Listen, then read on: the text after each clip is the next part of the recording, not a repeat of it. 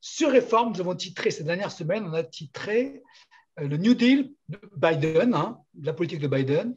On a traité New Deal pour le monde entier. Point d'interrogation quand même. Alors, je vois que Jean-Christophe qui lève les yeux au ciel, pas les bras, mais les yeux. Que t'en semble? Ouais. Est-ce que vous croyez à ce New Deal de Biden? La politique qu'il met en place, elle rappelle celle de Roosevelt, New Deal quand même. Oui, c'est certain que dans la presse, on compare beaucoup Biden à Franklin Roosevelt. Ouais.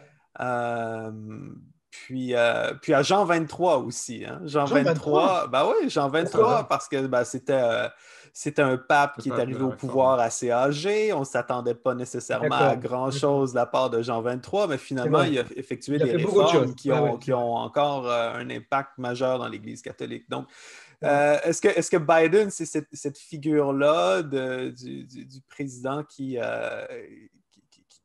transforme la politique intérieure américaine? Mais il surprend quand même. On ne s'attendait pas à ce type de 78 ans qu'il ait une politique aussi vigoureuse, non? Oui, non, tout à fait. Surtout que, il y avait beaucoup de déceptions chez les démocrates pendant les primaires parce que il y avait vraiment des candidats très intéressants, soit plus campés à gauche, ou plus modérés, ou plus environnementalistes. Biden sonnait, on se souvient, pendant les primaires, c'était le candidat de l'establishment, c'était le candidat de la continuité, c'était, on se disait... c'était pas le candidat le plus excitant dans tout ce qui avait été présenté aux primaires, mais on se rend compte que finalement, non, au contraire, c'est la présidence Biden est très décisive, très idéologique aussi. On a vraiment l'impression ici que l'Amérique se rapproche de l'Europe dans certaines de ses politiques, mais en même temps, il faut modérer les attentes. Hein. C'est une question de perception.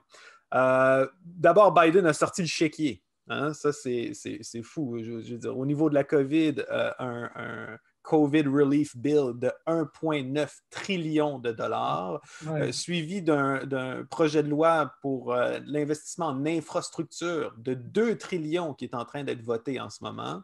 Donc, je veux dire, on n'a jamais, en tout cas, on n'a jamais dépensé comme des montants comme ça, mais quand on compare les dépenses du gouvernement américain en termes de pourcentage du PIB, si on exclut les dépenses militaires, on n'a pas encore atteint les sommets des années 80 sous Reagan, alors que les États-Unis ont pris un tournant néolibéral.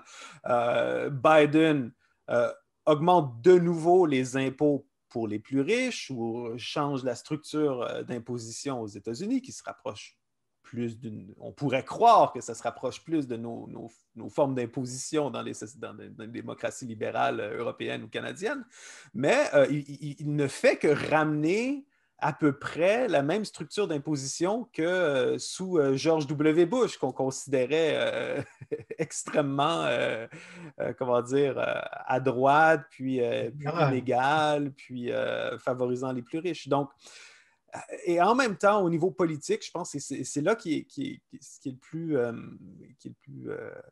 audacieux de la part de Biden, c'est que on sent qu'il y a comme un genre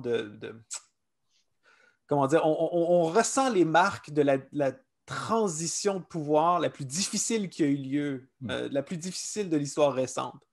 Et une des choses que le président a fait, je ne sais pas si vous en avez entendu parler en Europe, mais ici, c'est très préoccupant pour certains. C'est justement la commission présidentielle qui a été mise en place pour étudier une réforme judiciaire. Autrement dit, on parle de court packing aux États-Unis. Dans le sens que si la présidence Trump, qui avait été soutenue par les évangéliques, on s'en souvient, elle avait été en grande partie parce que Trump allait nominer des nouveaux juges à la Cour suprême. Comme les juges sont nommés à vie et que là, il y a une majorité conservatrice sur la Cour suprême, ce que les démocrates sont en train d'étudier, c'est la possibilité de rajouter des juges à la Cour suprême pour renverser la majorité républicaine ou la majorité conservatrice. Ce n'est pas des partisans, les juges, en principe. Et donc, c'est vraiment une des dernières institutions aux États-Unis qui était comment dire, moins politisée ou qui était supposée garder ce semblant de stabilité institutionnelle que le président Biden considère, en tout cas, c'est peut-être une menace, mais considère transformé. De la même manière, pour terminer la boucle, de la même manière que Franklin Roosevelt, qui, pendant sa présidence, a eu plusieurs de ses projets de loi bloqués par la Cour suprême américaine, et lui-même avait étudié la possibilité de rajouter des juges à la Cour suprême. Ça n'a pas eu lieu, mais par la suite, la Cour suprême était beaucoup plus, conciliante envers les politiques de Roosevelt. Donc, c'était une menace, quoi. Ouais, c'est ça. Donc, c'est vraiment ça, c'est un changement institutionnel à long terme qui pourrait avoir lieu si Biden allait de l'avant avec cette réforme. Christelle ou Léa, par rapport à Biden, vous en dites quoi? Pas exactement quelle est la question, mais je peux commenter sur la comparaison avec l'Europe. Je pense que alors je vais reprendre. Ce qu'on a constaté ces dernières années au sein de la population américaine, je pense, c'est un regard de plus en plus insistant sur les politiques européennes et sur les politiques qui sont plus favorables à ce qu'on appelle l'État-providence ou l'État social.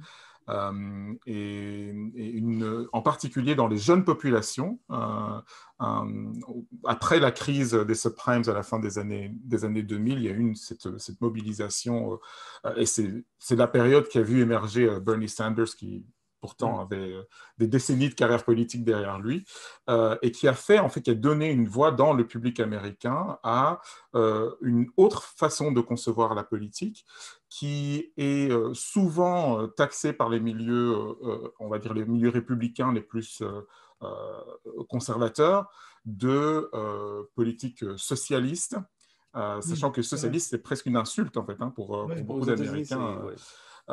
Et ce qu'on voit, en fait, c'est qu'il semble que les prophéties qui étaient annoncées vers la fin des années 2000, avant l'arrivée d'Obama, donc l'émergence d'un nouveau mouvement de gauche aux États-Unis, semble commencer à se réaliser, c'est-à-dire qu'il est devenu acceptable pour une bonne partie de la population et des élus américains, parce qu'il faut se souvenir que beaucoup des décisions de Biden doivent passer par les chambres parlementaires américaines.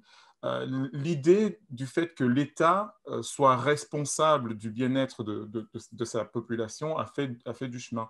Mais comme Jean-Christophe l'a dit, c'est au fond une idée qui était pratiquée plus généreusement avant les années 80. Donc la véritable histoire derrière tout ça, en fait, c'est qu'il y a eu en fait un retrait progressif de l'État pendant à peu près 20 ans, et que les États-Unis en fait se sont éloignés d'une approche plus européenne, même si en Europe on a toujours favorisé l'État social, l'État-providence, et donc revient à une façon de pratiquer la politique publique qui était en cours un petit peu dans toutes les démocraties occidentales. Donc ça nous apprend plus sur est-ce une parenthèse qui se ferme, mais gageons que oui, une parenthèse qui est en train de se fermer, que certains diront néolibérale, et c'est effectivement ça, que en fait les États-Unis sont en train de tourner une page néolibérale pour revenir à, on ne sait pas exactement quoi pour le moment, mais certainement quelque chose de plus ressemblant à ce qu'on connaît en Europe.